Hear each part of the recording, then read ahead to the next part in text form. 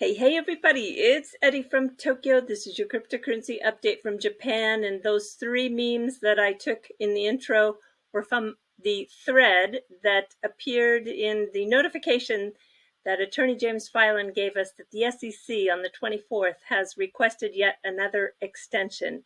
Yes, they want to change their opposition response to John Deaton's amici regarding the Patrick Doody expert opinion.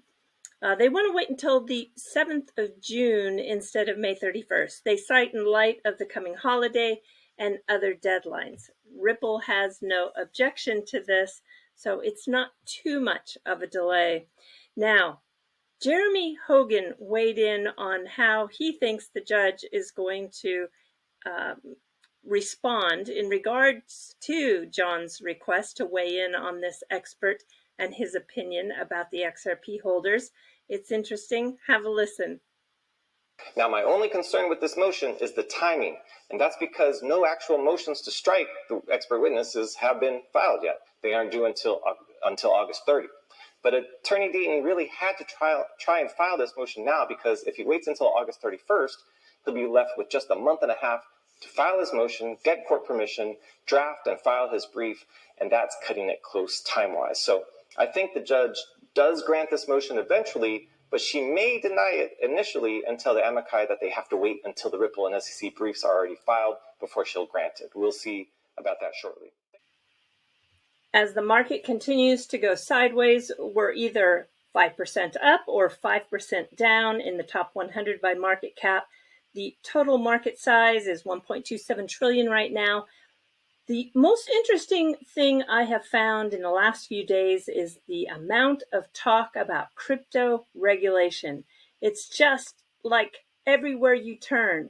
So the DC Summit and Davos, Switzerland at the World Economic Forum, I've got two clips for you. First one is Hester Peirce from the DC Summit, and the second one is the president of the New York Stock Exchange. And yes, they are weighing in on the regulations.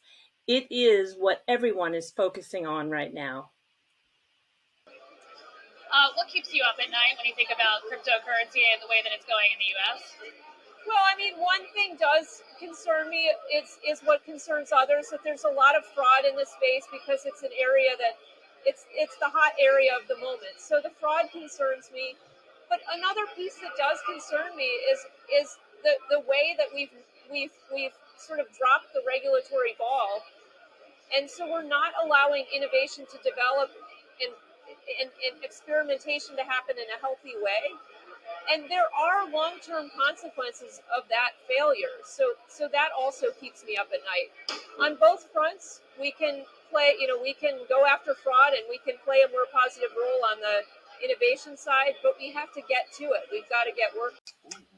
Crypto is a market that, in my opinion, needs guardrails.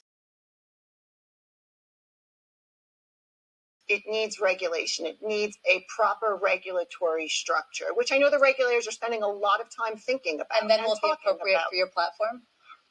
Didn't necessarily say that, but we always look and talk to our customers about what they want to see on our platform. Come on, we've gone from 60 to 29,000. You got a bunch of clowns up Happy Valley telling me Bitcoin is a currency. Well, that's Again, the question. You're the adults in the room. Where's Gensler on this? What does Gensler need to do about crypto? From our conversations with Gensler, he's spending a lot of time thinking about how to regulate this. And my understanding is that he's working with his team to roll out appropriate regulation. But he's got to also balance that versus the future side of the business, the CFTC and other agencies too, because it is a unique animal as to how to regulate that. Bloomberg, once again, throwing shade on crypto and calling Silicon Valley Happy Valley. It's the classic old rivalry between Wall Street and West Coast innovators. I'm sure, however, media is not the appropriate place to perpetuate this ancient thinking. Move on, Bloomberg. All right, let's shift gears. Let's talk about some happy news. This is a big surprise. It was just sent to me about 45 minutes ago. Linqto today is reducing the minimum investment from $10,000 to $5,000. for Ripple or Linqto pre-IPO shares. This is the private equity that is offered on the Linqto site. It's going to run from 8 a.m. Pacific time until 11:59 Pacific time today in the United States, May 25th. Just click on the link that I've provided in the description below. And if you invest $5,000 in Ripple and $5,000 in Linqto together, you're going to receive $1,000 in XRP. Linqto is building an exchange on the XRP ledger. They are going to democratize private equity investing to the masses. And yes, they are exploring ways with the SEC to work beyond the accredited investor. So you want to stay close because this company is really making some big moves.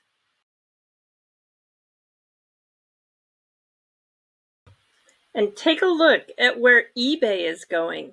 They are explicitly targeting the crypto amateurs with their first ever NFT collection.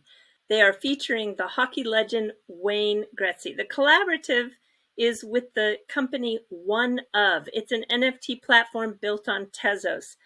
They want a 16-year-old to be able to sign up and purchase an NFT in less than 3 minutes. That's their goal. And I took a look and it is completely sold out.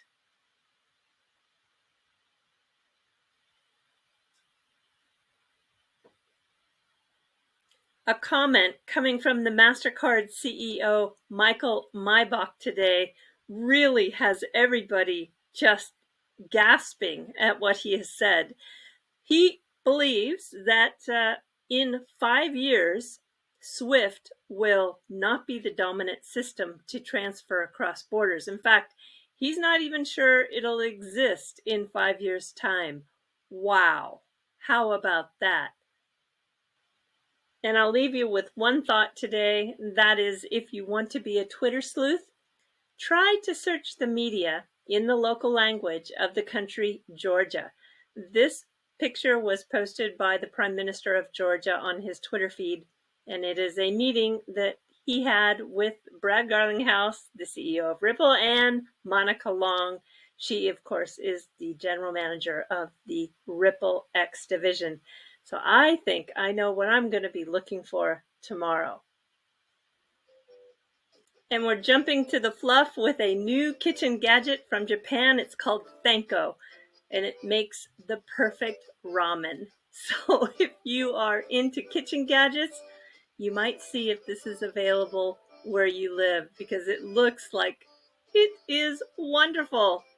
All right, everybody. Yes, do take care. Sayonara for now. Bye-bye.